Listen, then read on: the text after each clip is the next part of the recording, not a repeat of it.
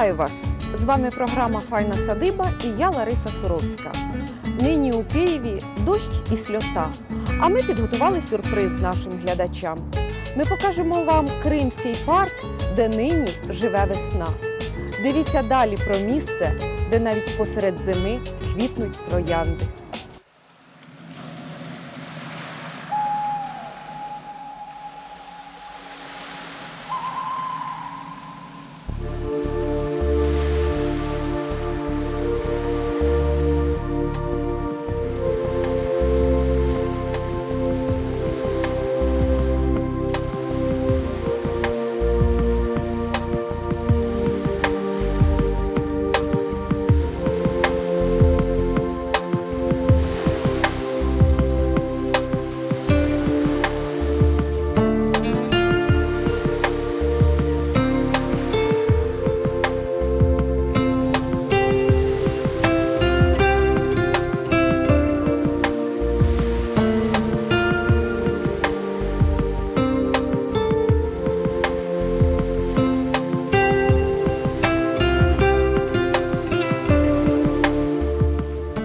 Традиційно склалося так, що найбільшу кількість гостей Крим вітає в теплий сезон.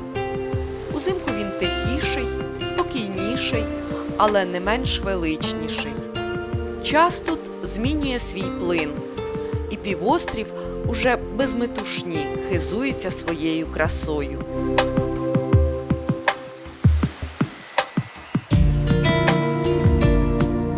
На південний берег Криму зима взагалі навідується нечасто.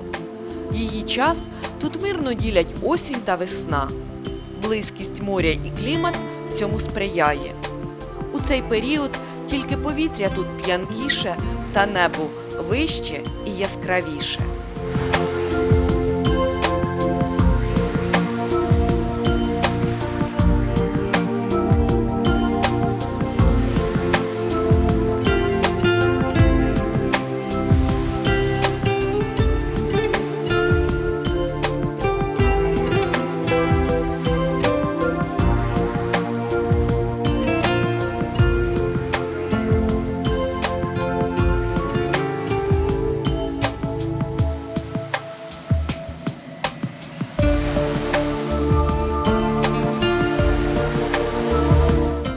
Щоправда, частина дерев скинула своє листя, але майже 40 видів хвойних та вічнозелених дерев та кущів пестить око своєю зеленню.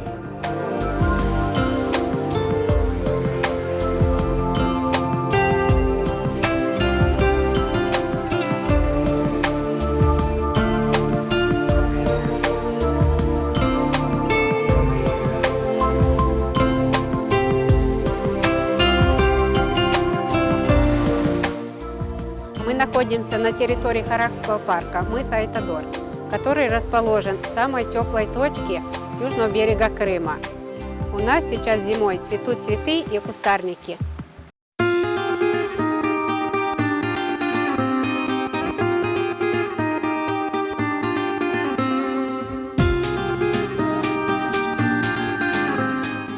На клумбах тут справжнє літо. Дивовижні троянди розгорнули ніжні пелюстки.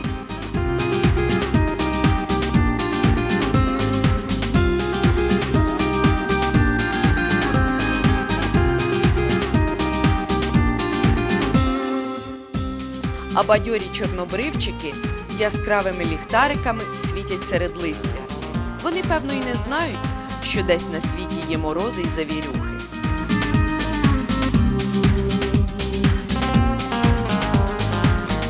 В Крыму у нас без чудес не бывает. Пришла весна. Видите, цветут нарциссы, как в сказке.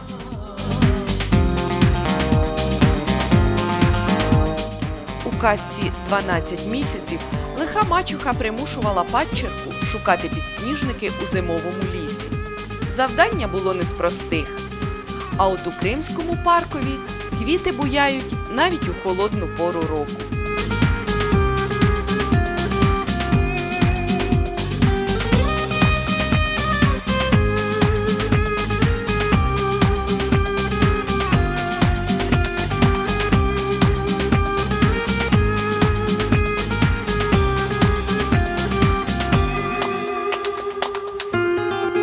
Красивий Харакський парк – це талант фахівців і труд садівників. Сюди ж праці вкладено немало. От і рослини віддячують сторицею за турботу та догляд. В этом году у нас замечательная зима. Снега нет, мороза нет, тепло, солнце. Все цветет. Розмарин лекарственный. Он цветет у нас 2 раза в году. Поздно осенью, и из-за продолжительности теплой осени он и цветет сейчас зимнее время. Цветет еще и весной. Это фиромасличная культура. Выделяет фитонциды, засухоустойчивая. Выращивают его для укрепления склонов, для живой изгороди, по бордюрам, как одиночный кустарник выращивают. Подается хорошо формированию. А ще розмарин можна використовувати як кулінарну приправу. Хочете надати тушкованому м'ясу або рибі неперевершеного смаку та аромату? Тоді добавте кілька листочків до страви і ваших гостей за вуха не відтягнеш. Смотрите, какой красивый куст, какими насыщенными ярко-красными ягодами. Это называется кизильник Генри. Наша самая главная достопримечательность парка. Вечно-зеленый кустарник. Славится густой кроной листвы. Хорошо поддается формированию. Его можно высаживать на горках, на газонах, как одиночный кустарник. Можно вечно-зеленой изгородью устраивать. Хорошо привлекает птиц этот кустарник. Ягода не ядовита. Кизильник Генрі має листя оригінальної та різноманітної форми. Восени темно-зелена крона червоніє. До того ж, у цей час кизильник стає ще привабливішим завдяки яскраво-червоним плодам. Ягоди довго висять на гіллі і манять пташок, тож пернати тут часті гості. Кизильник буде незамінним на вашій садибі, якщо ви хочете обладнати живу огорожу, бо легко формується, довго зберігає надану форму і гарно переносить пересадку в будь-який сезон. До того ж кущ морозу та засухотривкий, невибагливий до вологості ґрунту. Насадження можна зробити і в гарно освітленому, і в затіненому місці. Рослина підходить для висадки на схилах, альпійських гірках та газонах.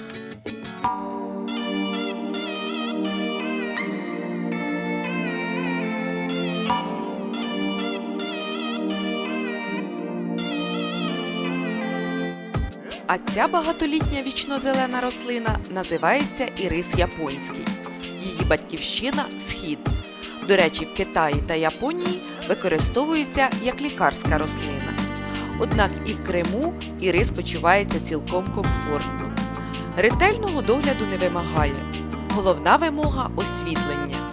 Секрет у тім, що він добре росте та розвивається у затінку і значно гірше під прямими сонячними променями. Працівники парку не полінувалися і висадили квіти заздалегідь, щоб взимку вони вже цвіли.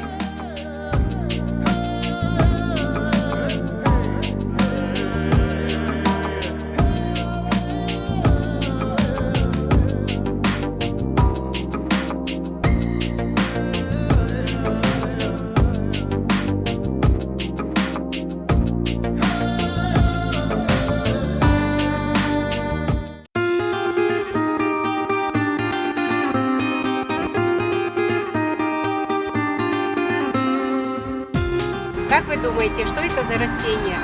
Это жасмин голоцветковый, это кустарник, засухоустойчив, хорошо себя чувствует на склонах, на альпийских горках. Его можно сажать по бордюру, хорошо переносит стрижку. Цветет именно зимой, желтым цветом. Цветки похожи на цветы форзиции. Стелющиеся его ветки легко дают воздушные корешочки. На втіху людям цвіте жасмин голоцвітний. Це чагарникова рослина, пагони якої можуть сягати 3 метрів. Стебла довгі, тонкі, з віком спадають. Якщо захочете прикрасити свою садибу цією рослиною, майте на увазі, її можна висаджувати в контейнерах з закріпленою в них опорою. Залежно від форми опори, ви можете отримувати різні силуети. Це надасть вашій ділянці ошатності і неповторності. Однак не забувайте, Дуже важливо на дно контейнера засипати товстий шар дренажу, а для активного цвітіння пагони жасмину слід помірно підрізати один раз у 2-3 роки.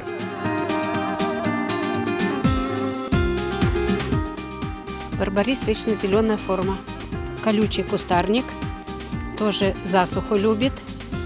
Цветет ранней весной. В наше время вот из-за теплой зимы бутоны дал сейчас кустарник с ягодками. Потом птицы его поедят.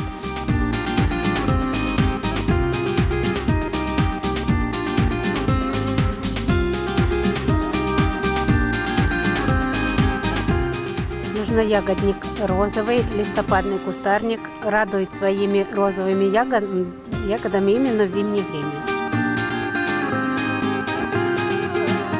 Хиномелис японский, листопадный кустарник, тоже из-за теплой зимы зацвел у нас сейчас. Дуб каменный, вечно-зеленое дерево, формировали его с автоподъемника 4 дня. Повітря тут не просто повітря, а цілюща суміш ароматів гірських вітрів, хвої реліктових сосен і легких іонів з моря. Не дивно, що напоїні такими пахощами на клумбах розквітають квіти. Довірливо розгортають свої бутони, даруючи людям ніжну красу.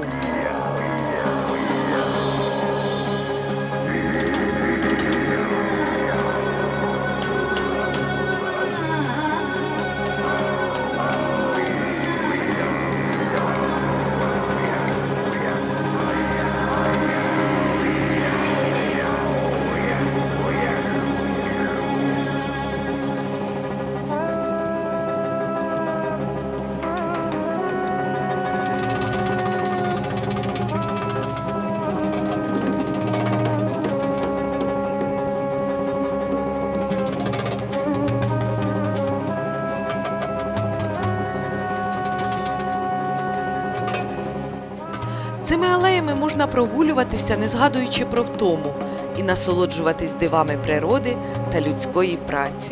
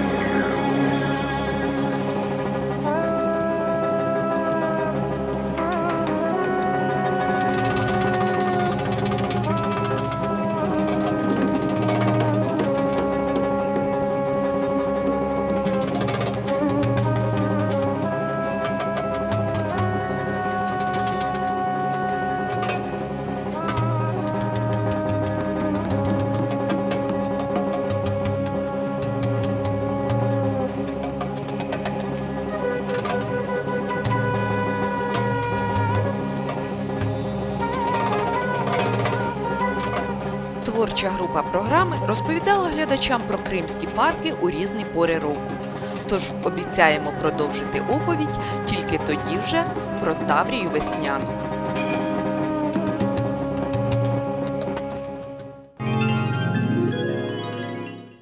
У нашій програмі у рубриках, присвячених дизайну, ми неодноразово розповідали про творчість скульптора Олексія Степанова. Майстер не перестає дивувати новими ідеями та роботами. Можливо, після нашого сюжету ви теж надихнетеся свіжими ідеями щодо оздоблення своєї садиби.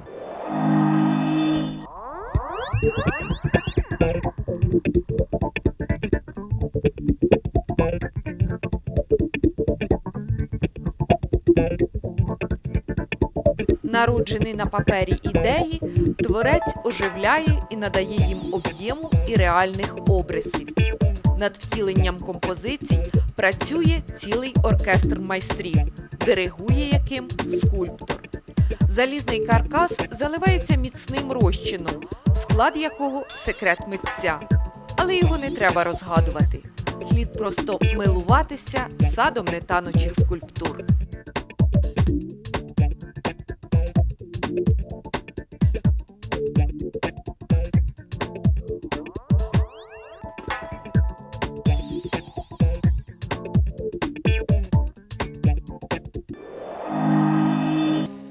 Я очень давно ждал этого момента, и вот этот момент настал.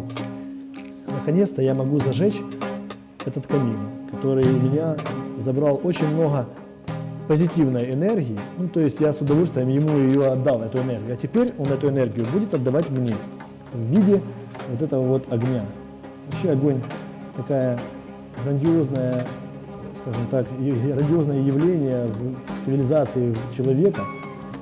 И он согревает нас, и он дает нам возможность выживать, жить, продвигать наш род дальше. Вот. А самое главное, он согревает наши будни. Вот как сейчас вот зима на улице, а я вижу, как хорошо сидеть возле этого прекрасного камина.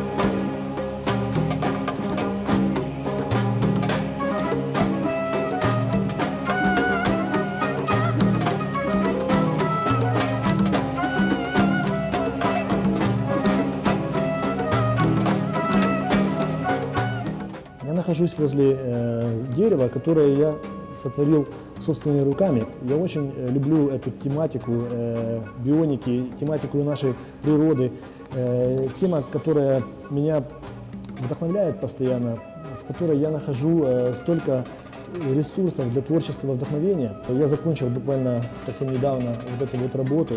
Это искусственное дерево камин. Это находится в лесу, то есть это домик, который окружен лесом. У нас уже все готово для того, чтобы вокруг этого дерева создавать дизайн.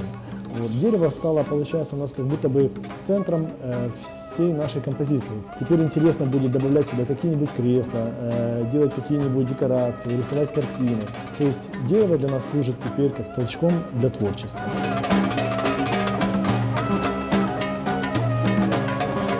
В природе существует уже миллионы интереснейших вариантов для творчества.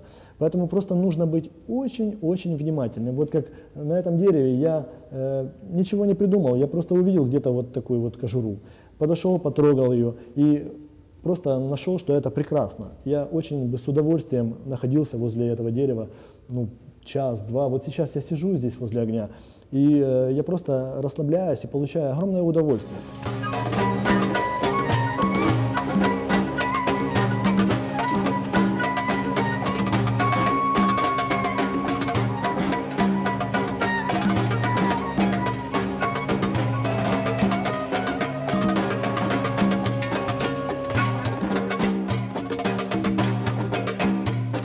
Очень хорошо, когда взрослые верят в сказки.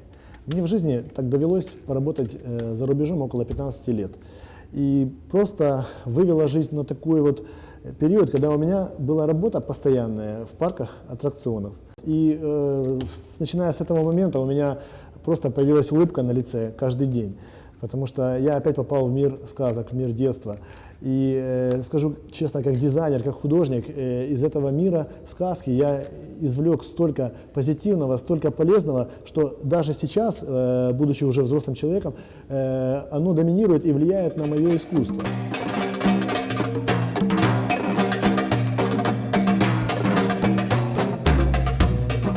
Фактура в языке форм имеет очень большую роль. может быть гладкая, блестящая фактура, может быть шершавая. И все это влияет на наше восприятие. Вот, может быть, люди заметили, что в старых домах, в старых хатах всегда привлекательны старинные сволоки. Вот. Так же самое, когда мы идем в лес, мы думаем, что на нас влияет все вместе, но на нас влияют также очень сильно детали, вот кожура дерева. Поэтому в этом проекте я решил показать, не только показать, а передать настроение через вот эту вот кожуру дерева. Прекрасное сочетание – огонь и кожура дерева.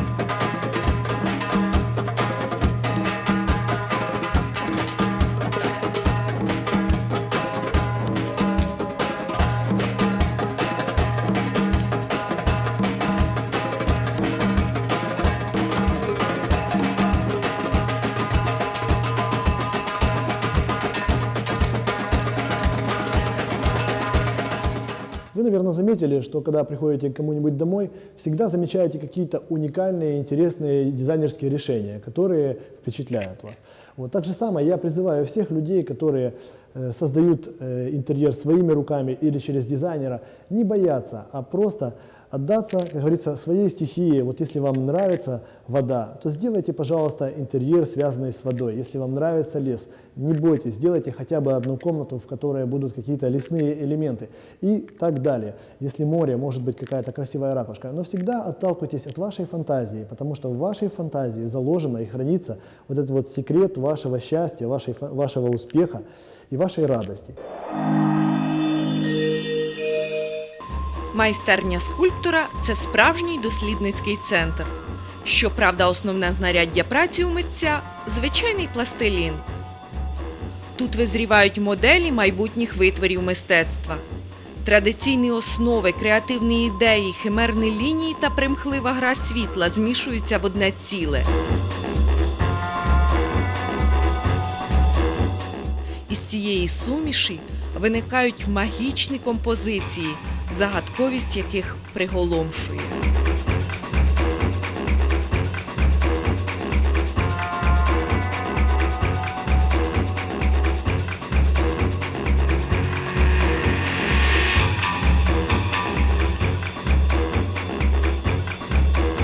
Автор змушує німі камінці, цемент та тіні не просто говорити, співати. І хор вражає незвичними нотами.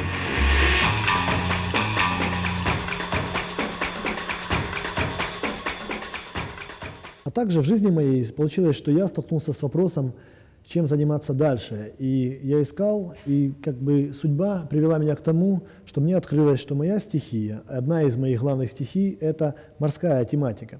И поэтому я стал думать над проектом своего дома. Перед этим я реализовал целую серию подготовительных работ для того, чтобы созреть именно к этой идее. А идея была такова, что я решил, что мой дом будет в виде огромной ракушки. Конечно, сразу возникли вопросы, а можно, реализуемо ли это. На самом деле это все реализуемо. На самом деле это очень как раз соответствует той форме, которая меня вдохновляет.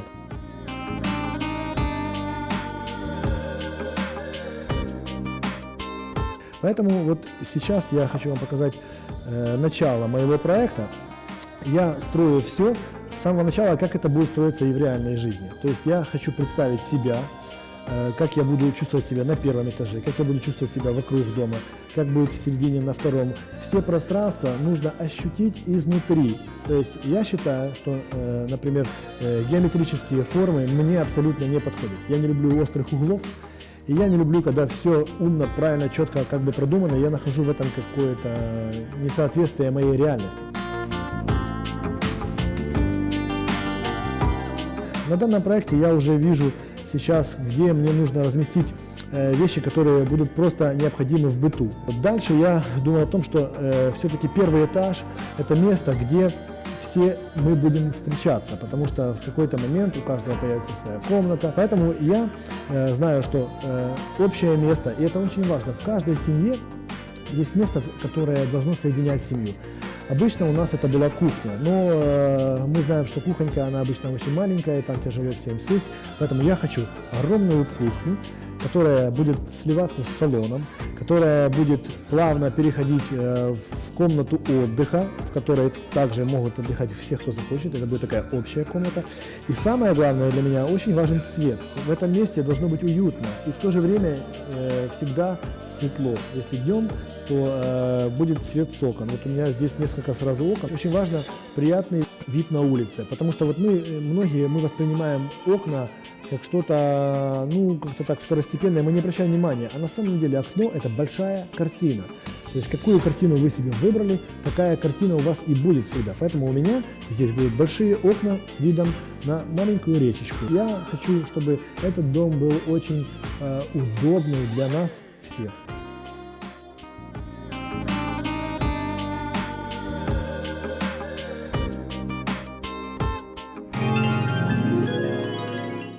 А наша програма добігла кінця. Ми бажаємо вам гарного настрою, миру та затишку у ваших садибах. Усього вам найкращого!